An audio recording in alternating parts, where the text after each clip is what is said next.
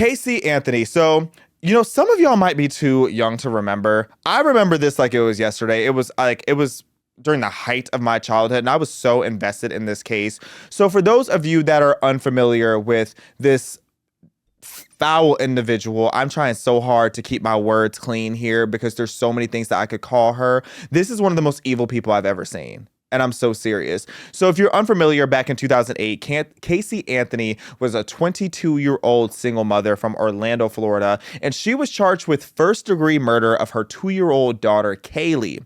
So on July 15th, 2008, Kaylee was reported missing by her grandmother, who noted that Casey's car smelled like a dead body had been inside. Now, mind you, Casey claimed that Kaylee, her daughter, was kidnapped by a nanny, but that was quickly debunked. Later on, Kaylee, the daughter's remains were found in December of 2008 near the family's home with a roll of duct tape near her skull. But her body was so decomposed that they could not determine the clear cause of death, and it was ruled homicide by undetermined means. So the trial began back on May 24th, 2011, where prosecutors alleged that Casey used chloroform and duct tape to kill Kaylee, and that this was motivated by her wanting freedom from parenthood and citing that she wanted to go out and party and all these different lies that were going on around Casey's story, which never from day one added up. So the defense, though, claimed that Kaylee accidentally drowned in the family pool and that Casey's father, George, covered it up. But of course, those allegations were later denied.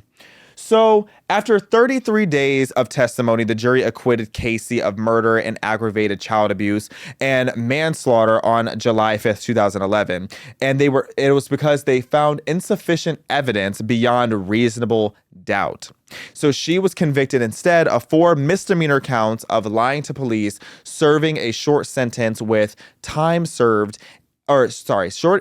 a short sentence with limited time served. Now, there are so many details, and the deeper you go into that situation, the more you realize that this woman is very much giving guilty, allegedly, but according to the court, she's not. So let me be careful in my rhetoric and not call her everything that I want to, because I don't want her to sue me now that she's back in the public eye. But everything points to the allegation that the jury got this completely wrong. Now, what's so wild and why this woman is back in public eye, because she has just spent years living this super quiet life in Florida, completely under the radar, banished from society, as she should have remained for the rest of her life. If anything, she should have left the country, but she stayed here. And the way that this woman decided to come back into the public eye is the craziest thing I think I have seen all year. Right when the PR for the LGBT community could not get any worse, Casey Anthony has decided to put her name in the hat. I feel that it's necessary, if I'm going to continue to operate appropriately as a legal advocate, that I start to advocate for myself and also advocate for my daughter. For those of you who don't know, my name is Casey Anthony. My daughter is Kaylee Anthony. My parents are George and Cindy Anthony. This is not about them. This is not in response to anything that they have said or done. That's not to say that I'm not going to respond at some point to some of the things that they have said and done. The whole point of this is for me to begin to reintroduce myself. My goal is to continue to help give a voice to people. One of the main reasons that I'm doing this... Give a voice to your daughter. There are people close to me who have been targeted and attacked recently. There are also people close to me who have had some recent things occur. As a proponent for the LGBTQ community, for our legal community, women's rights, I feel that it's important that I use this platform that was thrust upon me and now look at as a blessing as opposed to the curse that it has been since 2008. I can't. I'm sorry. I can't.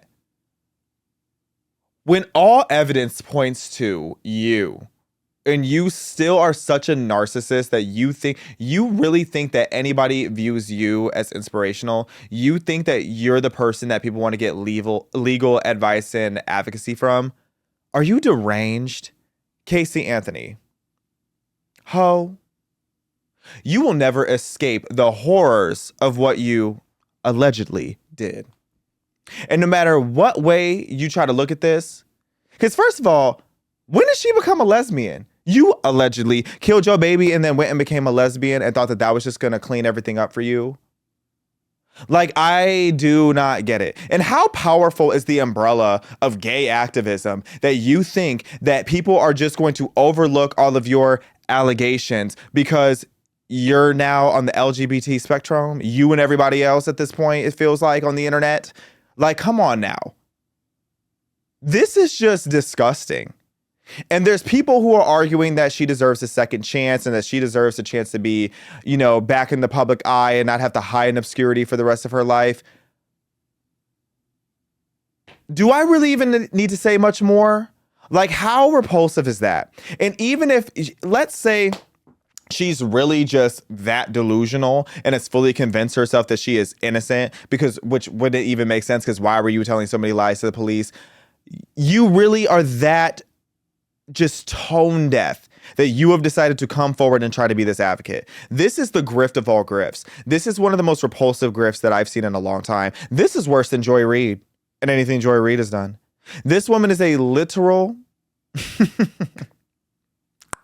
ain't gonna sue me, ho. This is an alleged murderer.